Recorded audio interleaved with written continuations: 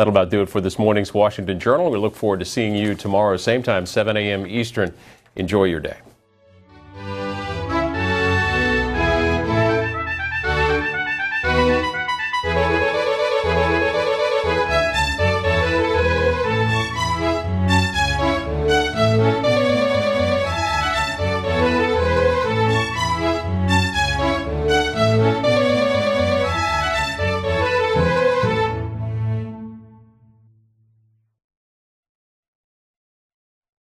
Republican presidential candidate Jeb Bush is releasing an e-book called Reply All, a compilation of emails he sent and received during his time as governor of Florida from 1999 to 2007.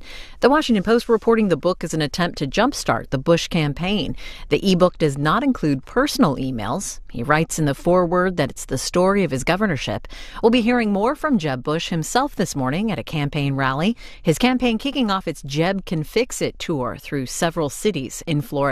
We'll take you to the Tampa rally live at 10:30 Eastern Time this morning. And on Capitol Hill today, the House meets at noon Eastern Time for speeches, 2 o'clock for legislative work. The first legislative day on the job for the new Speaker, Paul Ryan, working on 9 bills under suspension of the rules, including dealing with security clearances at the Homeland Security Department. We'll take you to the House live when they gavel in at noon, and the Senate back in tomorrow. All persons having business before the Honorable, the Supreme Court of the United States are admonished to draw near and give their attention. This week on C-SPAN's Landmark Cases, we'll discuss the historic Supreme Court case of Schenck versus the United States. In 1917, the United States entered World War I. Patriotism was high, and some forms of criticism of the government were a federal offense. Charles Schenck, who was General Secretary of the Philadelphia Socialist Party, handed out and mailed leaflets against the draft. This is the flyer that was produced by Charles Schenck in 1917. 15,000 copies of this were produced, and the point was to encourage men who were liable for the draft not to register. The language in this flyer is particularly fiery. It equates conscription with slavery and calls on every citizen of the United States to resist the conscription laws.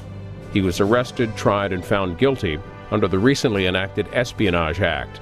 Schenck then appealed, and the case went directly to the Supreme Court. Find out how the court ruled, weighing the issues of clear and present danger and freedom of speech.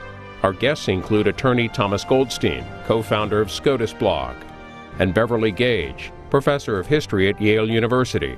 That's coming up on the next Landmark Cases, live tonight at 9 p.m. Eastern, on C-SPAN, C-SPAN 3, and C-SPAN Radio.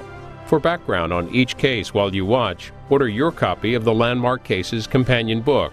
It's available for $8.95 plus shipping at cspan.org/landmarkcases.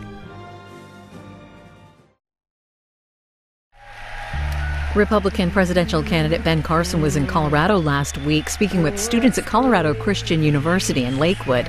During a town hall-style event, he talked about the economy and his goals with the federal budget. His remarks were part of the Centennial Institute's Distinguished Speaker Series. We'll show as much of the event as we can before the Jeb Bush Town Hall begins in Tampa. Thank you very much. Thank you. Okay. Thank you very, very much. Candy and I are absolutely delighted to be here at Colorado Christian University, a bastion of morality in today's society. And sometimes it takes courage, quite frankly, today, to be someone who stands up for principle. It's very problematic in our society right now. And one of the reasons that I decided to get into this, against my intense desire to retire